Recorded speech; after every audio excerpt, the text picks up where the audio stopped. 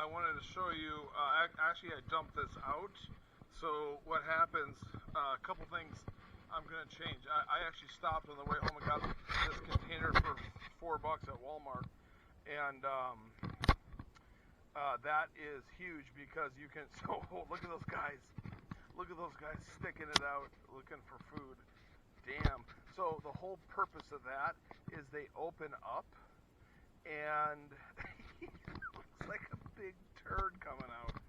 Anyway, so they open up and they release the sand. So this was actually, I dumped out that sand right there. Okay, and then there's this much left. So that was the initial, and then this is the second one. So at the bottom there's quite a few. All that sand is sand that won't be in the pot when I cook them. Let me show you my supplies. So this little shovel was money. This was money. I gotta wash that off. I did not use this. This stupid tube, $35, and if it was stainless steel, it'd be 70. Now on the way home, I stopped and got these gloves. Now when I was digging, I didn't think they'd be necessary. But then afterwards, you know, your hands get beat up. Call me a pussy, but I'm gonna wear gloves next time. And then my clam bag was awesome. I don't think I have to bring, a lot of people bring buckets. The clam bag, the only thing I have to figure out is how to rinse them better before I put them in the orange Gatorade bucket. That's the only thing I need to figure out. Because I can't, if I bring my hiking boots, I can't walk out into the water. But the hiking boots were money walking across the rocks, because that was not easy. Okay, now I'm going to show you something that you're probably going to laugh at. Here's my game plan.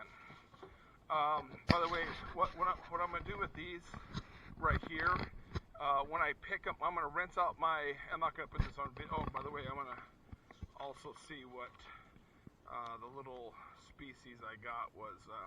So here's what I did. Actually, I'll put this on the Zoom recording. So my game plan now is I'm going to pick one at a time. If they don't, see, this is one thing you have to understand. Before they go in the pot, they have to close on their own. That means they're still alive. If they stay open, throw them away. After you cook them, if they're not open, throw them away if they stay closed. So before cooking, they must close. After cooking, they should be open.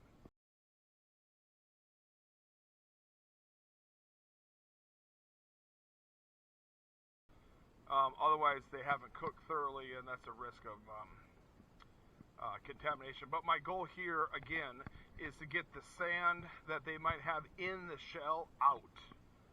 Okay? And that, I'm going to rinse that out. So I'm going to rinse out my orange bucket, put one shell at a time, making sure they close. If they don't, they go in the woods.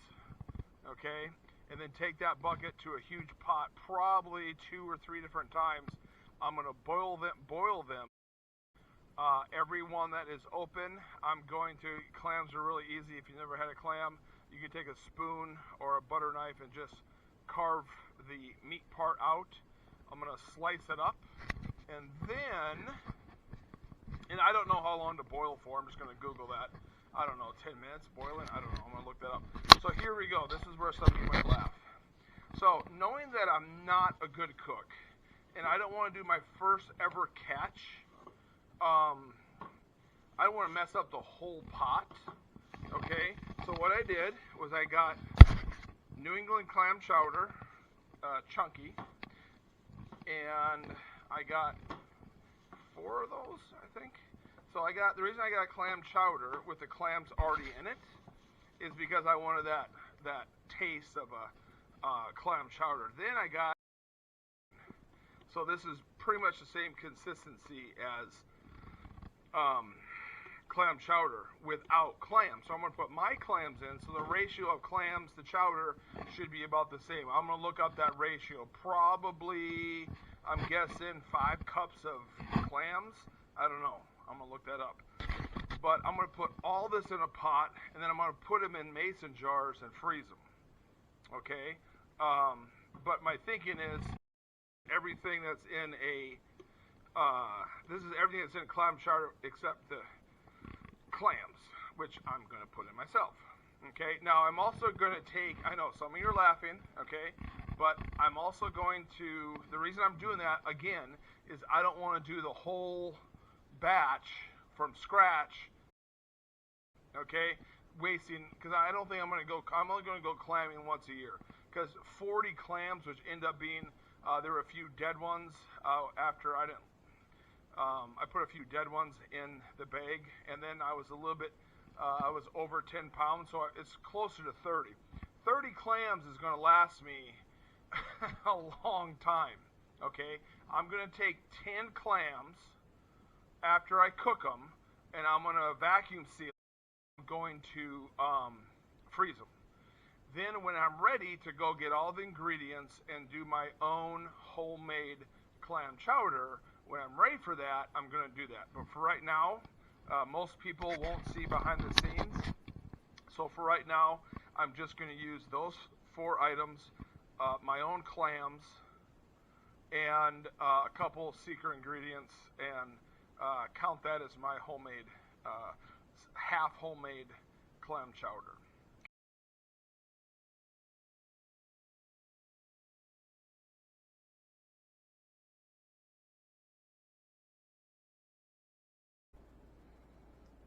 Hey everybody. So I'm strapless. I took my strap off. I took my strap-on off. So I'm strapless. I wanted to show you what I did. So I read a few things. Even if I'm just boiling clams, clams are going to be very bland. Look at that. Looks like. Anyway, clams are going to be very bland, and so I read that you should boil, and so I kept it simple. I used lemons. I used 5 lemons because it's such. I found this container. I might be getting in trouble when Kathleen sees this video. I don't know if I'm supposed to put that on the oven. I just figured it's going to work, so I might as well use it. So I got aluminum foil to sort for the water to boil faster, and I put a small bottle of white wine in there too. I don't know if there's any other seasonings. I mean, lemon is pretty strong. Just so when the clams are cooking, they get a little of that, fishy, clammy smell out of there. So I'm cooking it in that, and then I'm going to go outside. I'll show you my little operation. Then I'm going to go outside and carve all these babies up. Look at this one. He's my little friend. All right. Anyways, so I have the clams in the water, getting ready to boil, and I just want to show you that I have 5 that are dead. If they don't put their wieners back in, they're dead. Those are actually, I believe that's actually their foot, where they sink, where they move and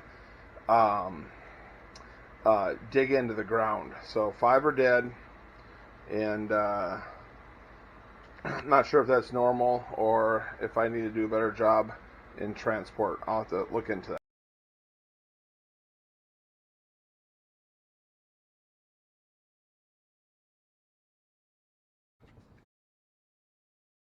Everybody, here's the clam, and literally what I read was you eat the whole thing, but I think, and also an option is to cut off the black tip of the penis, which I found is actually called the neck, and that is where it goes and eats and feeds. Okay, so we're just going to take this, and you can literally scoop it out, and then you want to show them, Jay? Okay, turn it around. Oh, so you just picked it out. And so you can eat the whole thing, but we're going to cut this part off right there. It's kind of a hard little... So here's a knife. So we're just going to cut that off, throw it in here. I'm going to do one more rinse. I'll probably get a colander sieve and just rinse it off, make sure I get all the sand out. And then I'm just going to slice and dice, baby. Slice and dice and throw it in the soup.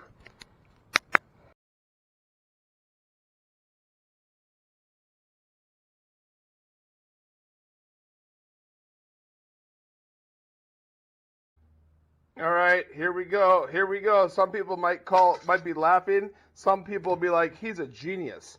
1 handful of clam per cup. That's loaded potato. And then another handful of clam. That looks like a lot of clam, huh? Oh well. And then I'm going to put a thing of clam chowder so people can't tell the difference. Okay, so I'll be the first one to admit, loaded baked potato, whatever, is not quite, it's not quite clam chowder. Okay, so there we go.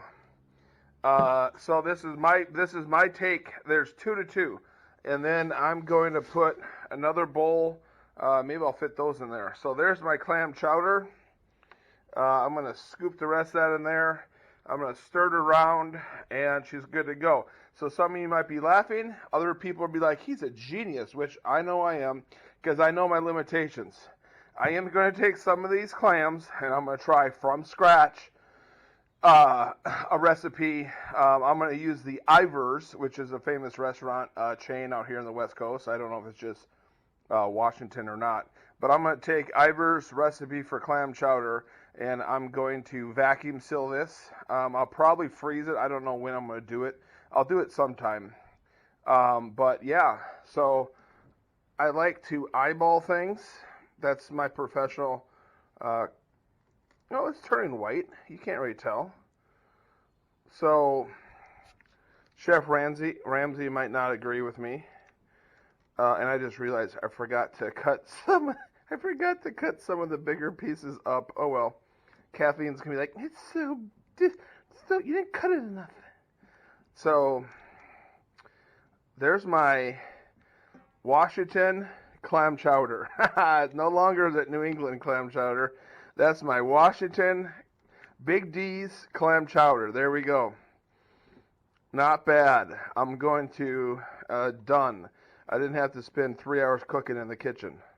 So now I don't like the salt content of soups, and I don't eat soups very much, but I'm okay. So I'm going to put this in. I think that 1 handful worked out pretty good, especially for Big D's clam chowder. I could sell this. And you know what?